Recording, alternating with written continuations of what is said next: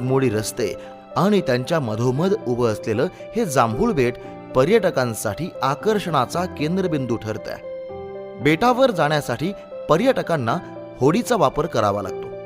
निसर्गानं बहरलेल्या जांभूळ बेटावर अनेक फळं आणि औषधांची झाडं आहेत. वेगवेगळ्या प्रकारच्या वनस्पतींचाही खजाना इथे पाहायला मिळतो. पाण्यावर बागडणारे मोरांचे व पक्ष्यांचे थवे पाहून पर्यटक नेहमी प्रफुल्लित होतात. वाहतं पाणी, आजूबाजूला वनराई आणि होडीचा प्रवास, त्यामुळे आपण केरळात तर आलो नाही ना, असाही प्रश्न पर्यटकांना पडतो.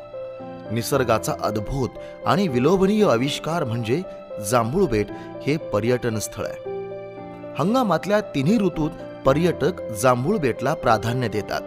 मात्र विशेष करून पावसाळ्यात जांभूळ बेटचा नजारा आपल्या डोळ्यांमध्ये साठवण्यासाठी हजारो पर्यटकांची पावलं जांभूळ बेटच्या दिशेनं वळतात.